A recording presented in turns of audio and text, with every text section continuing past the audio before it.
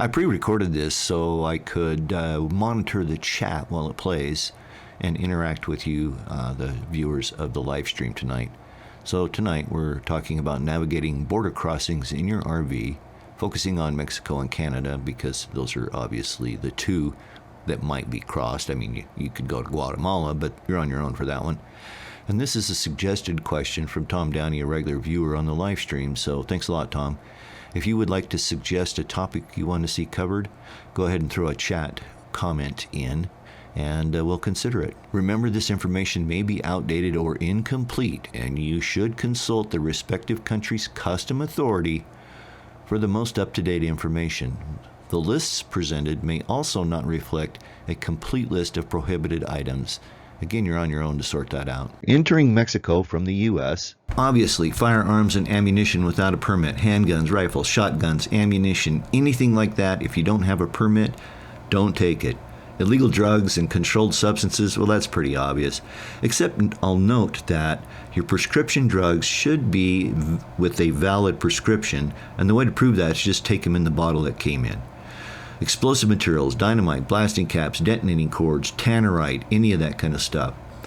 Endangered species, ivory, tiger skin, certain exotic birds and plants are prohibited. Also, counterfeit currency and goods like fake designer bags, watches, and counterfeit money. Pornographic material, don't take it. Fresh fruits and vegetables, although this is not a comprehensive list, and it depends on where you got the fresh fruit and vegetables, they may be prohibited from entering. If you bought them from a grocery store, then you're probably okay. If you bought them from a roadside stand, they're generally prohibited. And plants and plant products, orchids, cacti, and certain flower bulbs, again, are prohibited from entering Mexico. Now, let's look at coming back into the United States from Mexico because there's a few more things on the list. Everything on the entering list is prohibited, plus archaeological artifacts, certain wildlife plants and their products, sea turtle, coral, those kinds of things, large quantities of cash. And in fact, you need to declare whether you're going into or out of Mexico, this applies to Canada as well, anything more than $10,000. That includes bundles of banknotes, traveler's checks, money orders, anything like that. If it's more than $10,000, you need to declare it or it might be seized at the border.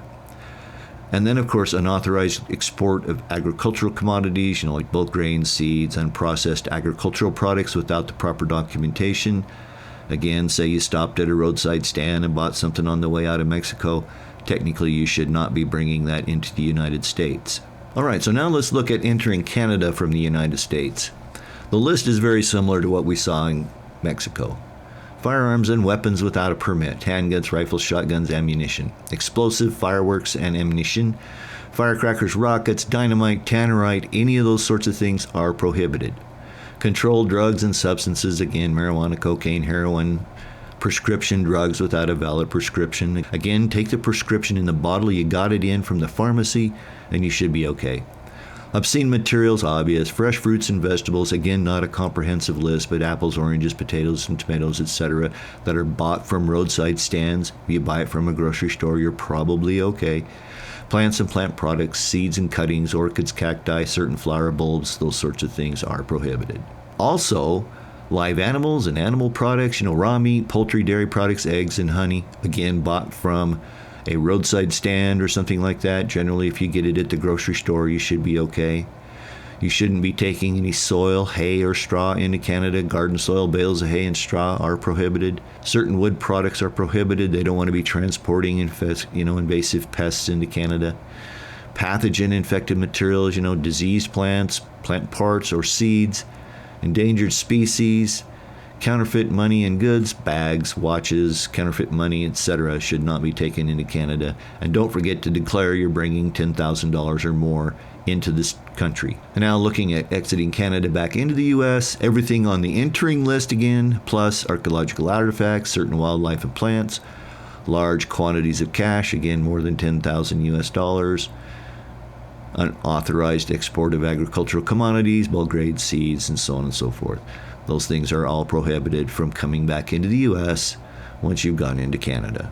So what should you expect when you're searched at the border? Well, the Mexican or Canadian customs officers have the right to inspect your vehicle at any time for any reason, so keep these things in mind. Be prepared for a thorough search. Customs officers might want to go through your personal belongings, storage compartments, the undercarriage of your RV. They might even run you through an X-ray device to take a cross-section look at your RV.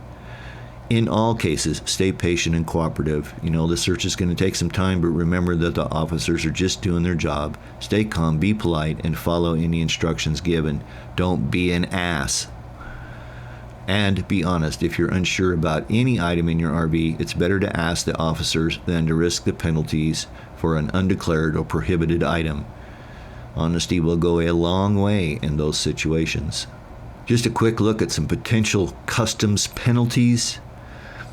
They include fines. Monetary fines might be imposed for undeclared or prohibited items. The amount of the fine will usually depend on the value of the goods and/or the severity of the offense.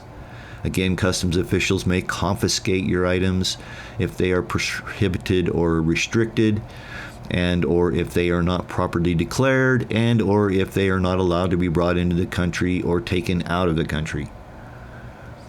Legal charges in some cases may result, particularly for more severe offenses like smuggling, illegal drugs, weapons, counterfeit goods. You may face criminal charges and prosecution, and you may face jail time depending upon the severity of the violation and the applicable laws in the country. Jail time might be imposed for serious offenses like drug smuggling, weapons trafficking, or illegal wildlife trade. Finally, you might face travel restrictions. Individuals who repeatedly violate customs regulations or commit serious offenses might be denied entry into the country they're trying to enter or into other countries. The final take-home message is border agents don't care what T.R. Boland said.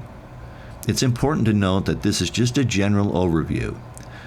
The specifics are related to the country, and you're on your own to figure out what you should and shouldn't be taking into or out of a country when you're traveling to it in your RV. If you follow the rules and regulations, you shouldn't have any troubles. Be honest at the border, and I hope you found this presentation valuable. Thanks for watching.